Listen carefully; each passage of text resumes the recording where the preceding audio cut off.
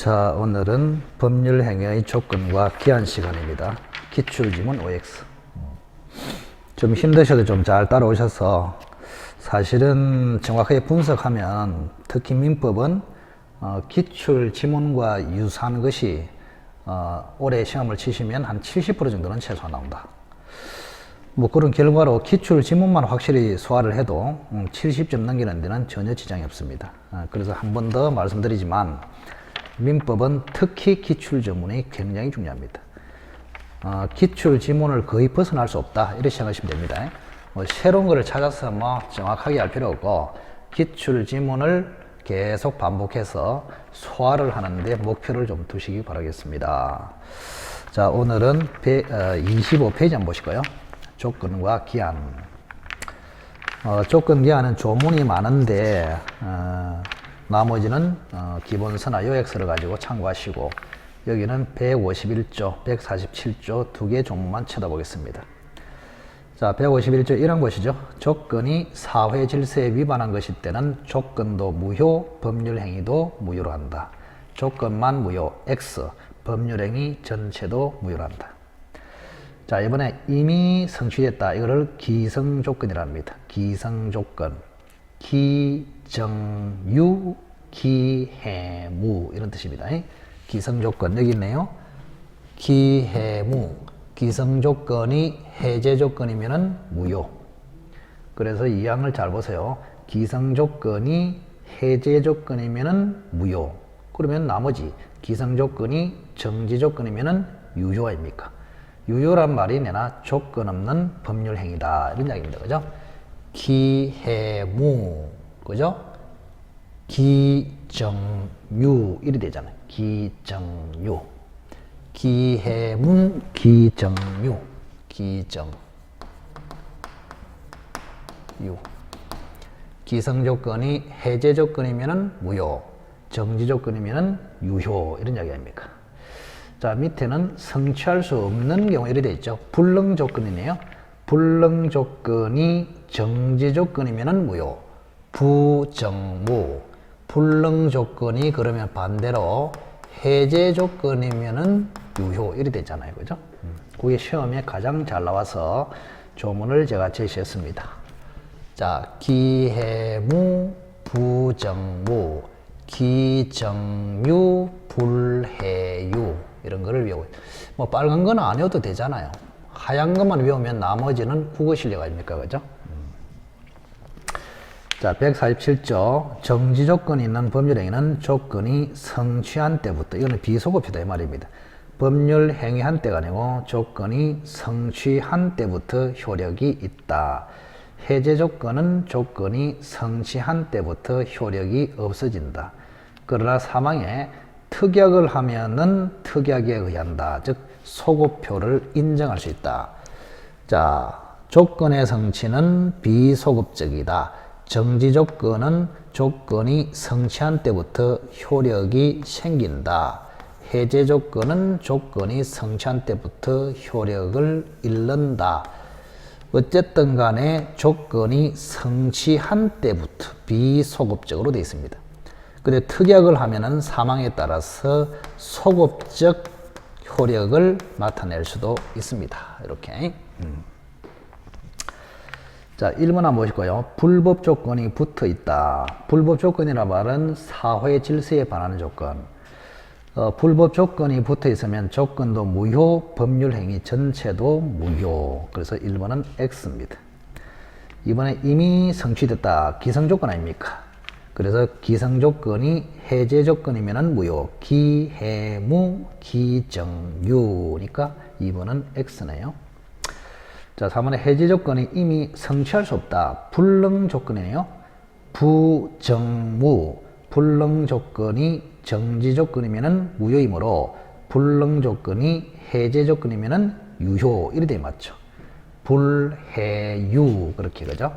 그런 걸 훈련하시기 바랍니다. 그 3번에는 이미 성취할 수 없다 했기 때문에 불능조건. 불능조건이 해제조건하고 결합된 거 아닙니까? 불해유 이래 맞잖아요. 부정무, 불해유. 3번도 X. 자, 4번에 취소나 해제는 일반적으로 조건을 붙일 수 없다. 맞습니다. 조건을 붙일 수 없는 거는 아까 얘기했죠. 신분행위, 음수표행위, 또 단독행위. 취소나 해제는 단독행위이기 때문에 일반적으로는 조건을 붙일 수 없다. 맞네요. 자, 그러나 5번에 해제의 의사표시는 단독행위잖아요. 단독행위라도 상대방의 동의가 있거나 이익만을 줄 때는 붙여도 된다. 5번은 맞네요. 그죠? 자, 뭐 5번은 뭐 참고해서 보시면 되고, 그거는 뭐 조문입니다. 조문. 자, 7번에 조건 성취가 미정인 권리, 이걸 조건부 권리랍니다. 조건부 권리도 처분할 수 있고 상속을 할 수도 있고 담보로 제공할 수도 있습니다. 7번은 X. 자, 8번에 정지조건부 법률행위는 조건이 성취되면은 그때부터 효력이 생깁니다. 근데 소급하여 했기 때문에 X입니다. 조건의 성취나 기한의 도래는 비소급표가 원칙이다. 자, 8번은 X. 자, 9번에 조건 성취의 효력을 성취 전에 소급하게 할 의사를 표시했다. 그 말은 특약을 했다. 원래 조건의 성취는 소급표가 없잖아요. 그런데 특약으로 소급표를 인정할 수 있다. 따라서 9번도 틀리네요. 성취 전에 소급하게 할 의사를 표시하면, 즉 소급에 대해서 특약을 하면은 성취한 때부터가 아니고 법률행위 한 때부터 처음부터 소급해서 효력이 생긴다. 이래 맞죠. 9번이 X입니다. 그래서 9번을 보시면 조건 성취는, 그죠? 원칙은 비소급표지만 특약으로 소급표를 인정할 수 있습니다.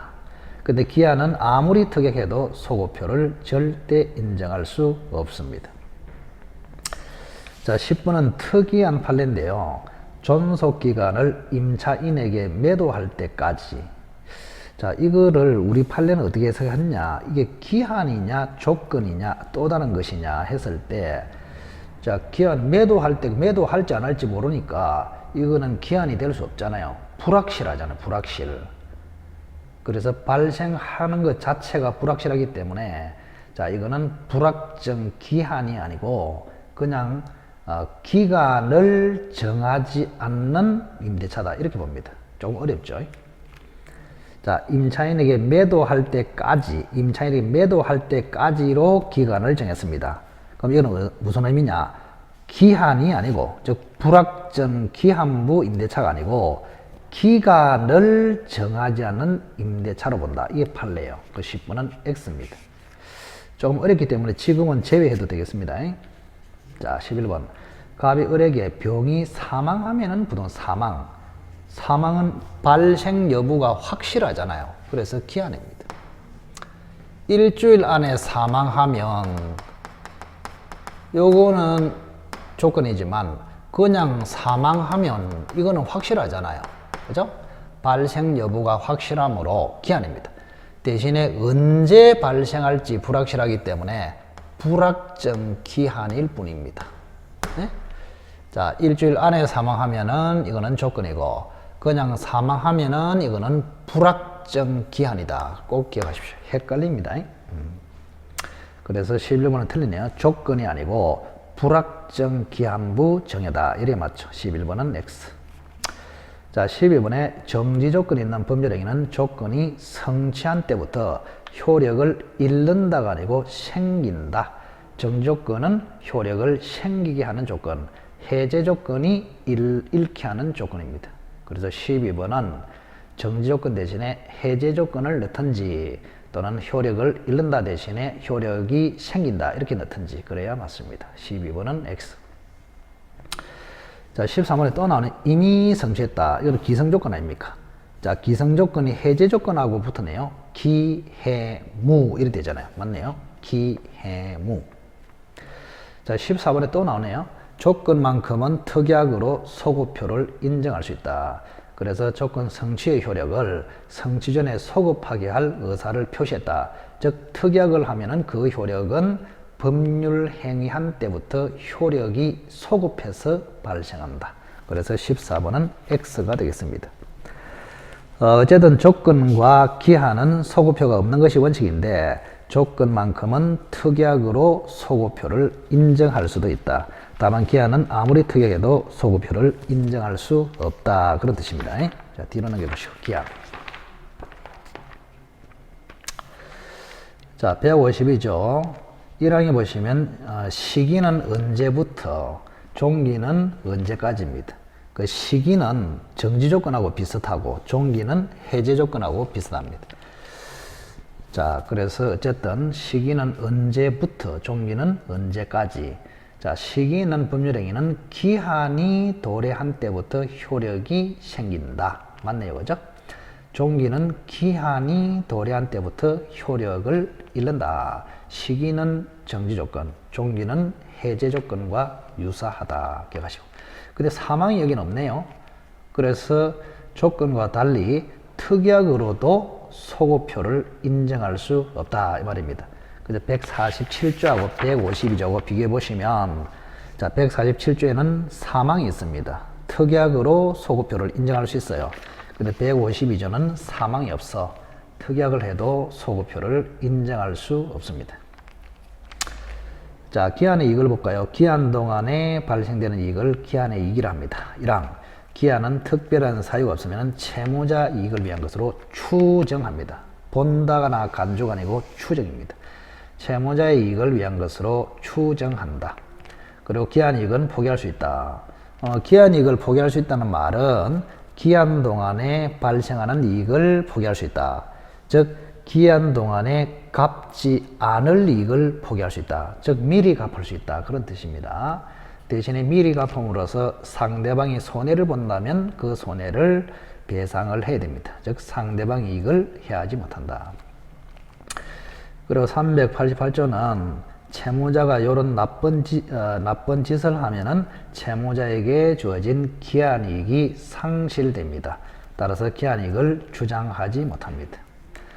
첫째는 채무자가 담보를 손상, 감소, 멸실케 한 때, 두 번째는 채무자가 담보 제공 의무를 이행하지 아니한 때, 그 다음에 회생 및 파산에 관한 법률, 이름이 바뀌었죠. 옛날에는 파산법인데 지금 회생 및 파산이네요. 회파법이다. 회파법. 자, 425조에 보면은 파산이 되더라도 기한이익이 상실된다. 그런 뜻입니다. 파산 선고가 되면은 이행기, 변제기에 이런 것으로 본다. 즉 갚아야 한다. 원래의 변제기에까지 지금 버틸 수가 없다. 그런 뜻입니다. 그래서 결론적으로 자, 민법에 2개 사유, 특별법에 1개 사유로 돼 있다. 근데 민법의 388조는 임의 규정이거든요. 임의 규정이기 때문에 기한이익 상실 특약을 할 수 있습니다. 특약. 기한이익 상실 특약. 기한이익의 상실 특약. 그러니까 법에 정해진 상실 사유 말고 특약으로 상실 사유를 만들 수도 있다. 왜? 민법 388조가 임의 규정이므로 임의 규정은 반드시 준수해야 되는 것, 즉 법대로 해야 되는 것이 아니고 특약으로도 얼마든지 달리 정할 수 있다. 근데 이 특약은 2 종류가 있습니다. 요거는 조금 우선은 어렵기 때문에 외우는 게 좋습니다. 정지조건, 정지조건부 특약하고 형성권적 특약이 있습니다. 자, 이 2개가 어느 것에 해당되는지 애매하면 우리 판례는 형성권적 특약으로 추정합니다. 자, 그렇게 보시면 되겠습니다. 자, 1번에 보시면 불확정한 사실이 발생한 때를 이행기한으로 정했다. 그 사실의 발생이 불가능하게 된 때도 기한이 도래한 것으로 본다. 자, 이게 굉장히 중요합니다. 굉장히. 자, 불확실한 사실이 발생한 때, 즉 수리하고 말고는 확실하지 않잖아요. 그래서 불확실한 사실이 발생한 때를 이행기한으로, 즉 변제기로 정했단 말이야. 이렇게. 즉 갑이라는 사람이 을에게 1억을 빌려주는데 을이 언제까지 갚을까요? 하니까 갑이 하는 말이 집 수리할 때까지 갚아라. 이래 됐어. 그래서 불확정 사실이 발생한 때를 변제기로 정했단 말이야. 이때. 자, 그러면 이것이 조건이냐 불확정 기한이냐 이 말입니다. 자, 만약에 수리를 하면은 을이 1억을 갚아야 하고 수리를 못하게 되면은 안 갚아도 된다. 그러면 이거는 조건이 됩니다. 조건.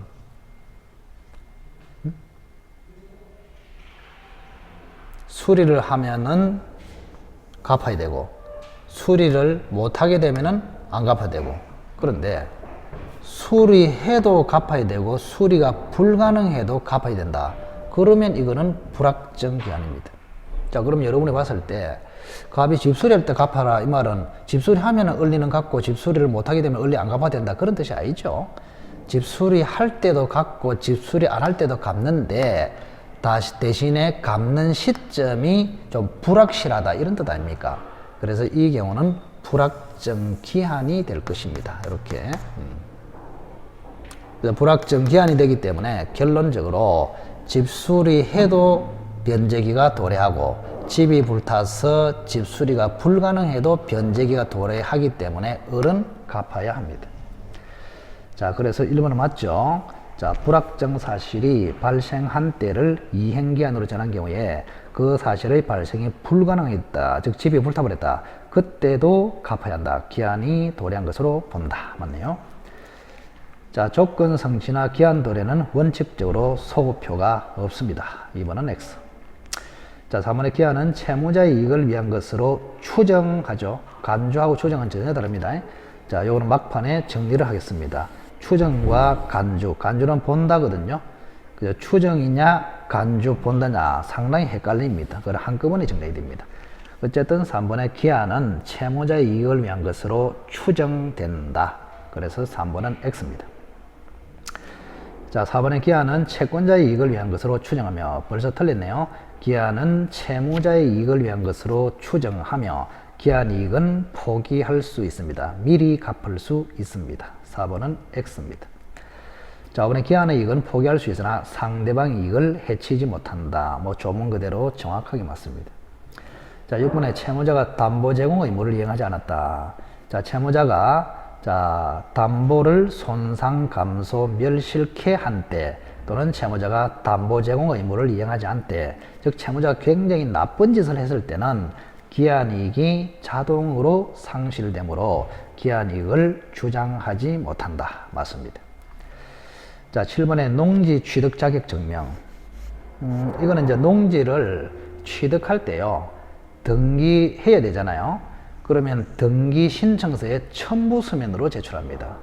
그래서 농지 취득 자격 증명은 등기 신청의 요건입니다. 그래서 매매계약의 효력 발생 요건은 아니죠. 자, 계약의 효력 요건이 아니고, 그죠? 등기 신청 요건입니다. 등기 신청 요건. 그래서 7번도 맞습니다. 농지 취득 자격 증명은 매매계약의 효력 요건이 아니고, 그죠? 농지 취득의 자격을 증명하는 서면으로서 등기 신청에 첨부하는 요건이다. 자, 8번. 정지 조건의 경우에 조건 성취에 대한 증명 책임. 자, 입증 책임도 시험에 잘 나오거든요. 입증 책임. 자, 이게 한번 보실까요? 자, 갑이라는 사람이 을에게 합격하면은 차를 한 대 주겠다. 이렇게 됐습니다. 합격하면. 그럼 아직까지는 합격할 때까지는 효력이 생기지 않습니다. 합격하면은 그때부터 효력이 생깁니다. 이렇게 이거를 정지 조건이라 합니다. 그러면 갑은 아버지고 을은 아들이란 말이죠. 4월 1일 날 지금 재판이 붙었습니다. 법원에서 재판이 붙었습니다. 자, 아들은 4월 1일 날 바로 차를 주세요. 아버지는 무슨 소리, 네가 합격해야 주기로 했잖아. 이렇게 다투고 있어요. 그러면 정지 조건이 붙어 있다는 사실은 당연히 아버지가 주장하므로 그 주장을 뒷받침하기 위해서 아버지가 입증합니다. 이렇게. 그런데 을이 합격했다. 즉 조건이 성취되었다는 사실은 아들이 주장하므로 아들이 당연히 입증을 합니다. 이렇게. 아들이 당연히 입증을 한다. 이렇게. 자, 그래서 4월 1일 날 기준으로 보시면 아버지는 정지 조건이 붙어 있으니까 11월 1일 날 합격해야 주겠다. 아들은 무슨 소리? 정지 조건이 없다. 그래서 바로 주라. 이렇게 주장하고 있잖아요. 그죠? 그래서 정지 조건이 붙은 사실은 아버지가 입증. 합격했다. 조건이 성취된 사실은 아들이 입증. 그럼 아버지를 뭐라냐? 4월 1일을 기준으로 보면은 정여의 효력이 발생한다고 주장합니까? 아직 안 한다고 주장합니까? 안 한다고.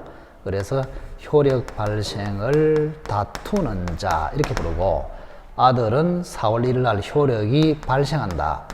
효력 발생 주장자 이렇게 표현합니다. 또는 아들은 권리를 취득하는 자 이렇게도 부릅니다. 이렇게. 자, 그러면 8번에 보시면 정지 조건의 경우에 권리를 취득하는 자, 취득한 자 또는 그 아들이죠. 아들이 조건 성취에 대한 증명 책임을 부담한다. 맞네요. 자, 조건 성취는 아들이 증명, 정지 조건이 붙어 있다는 사실은 아버지가 증명.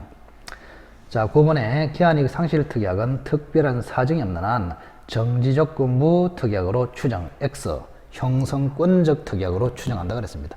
형성권적 특약으로 추정. 그 내용은 어려우니까 우선 기한이익 상실 특약이 정지 조건부 특약인지 형성권적 특약인지 애매하면 우리 판례는 형성권적 특약으로 추정합니다. 자, 10번에 좀 전 했네요. 불확정한 사실의 발생 시기를 이행기한으로 정했다. 집수리 사건. 그 사실의 발생이 불가능하게 되었다고 해도 불가능하게 되어도 이행기한이 도래한 것으로 볼 수 있다. 이래 맞죠. 그죠? 1번은 맞고 10번은 틀리네요. 똑같은 문제가 아닙니까?